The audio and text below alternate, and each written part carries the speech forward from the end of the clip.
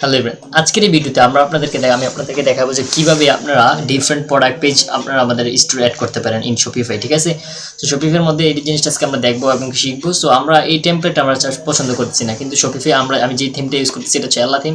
So এটার মধ্যে আপনারা যেমনটা দেখতেছেন যে এখানে অনেকগুলো প্রোডাক্ট পেজের টেমপ্লেট আছে। সো আমি বর্তমানে ইউজ করতেছি হচ্ছে যে এইটা। ঠিক আছে, সো আমি চাই যে এই যে গ্রিড টেমপ্লেট লেআউটটা ইউজ করতেছি। সো এটা যদি আপনারা লুকটা দেখতে চান তাহলে যেমনটা দেখতেছেন যে এই যে এটা হচ্ছে লুকিংটা এরকম, যেটা অনেকক্ষণ স্ক্রল করার পরে ইমেজগুলো যাওয়ার মুভিং করার পরে দেন নিচে যাবে, কিন্তু আমাদের ক্লায়েন্ট এটা চাইতেছে না। সো ক্লায়েন্ট চাইতেছে যে এখানে সবগুলো ইমেজ একসাথে চারিদিকে মুভিং থাকবে। সো আমি এই টেমপ্লেটটা ইউজ করতে চাইতেছি। সো এই টেমপ্লেট আমি প্রত্যেকটা প্রোডাক্টের জন্য এই টেমপ্লেট ইউজ করে ফেলবো। সো এটার জন্য আমাকে যেটা করতে হবে যে প্রত্যেকটা প্রোডাক্টে যাব, এই টেমপ্লেটের নাম কি টেমপ্লেট গ্যালারি। ঠিক আছে, সো প্রত্যেকটা প্রোডাক্টে যাওয়ার পর আমি এই সবগুলো প্রোডাক্ট এই টেমপ্লেটের আন্ডারে কানেক্ট করে দিব। So that's my main goal. So এখন থেকে আমি যেটা করতে হবে, এখানে দেখেন যে টেমপ্লেটের সাথে কানেক্ট আছে যে ফুল উইথ, আমরা এখানে টেমপ্লেট গ্যালারি কানেক্ট করে দিব। That's it. এইভাবে করে করে প্রত্যেকগুলো প্রোডাক্ট আমাদের করে দিতে হবে, আমাদের আর কোনো কাজ নেই। এইভাবে করলে সবগুলো সেম লেআউট পেয়ে যাবে। ঠিক আছে, সো আমরা আবার এইটাতে গেলাম, তারপর আবার 3 নাম্বারের মধ্যে।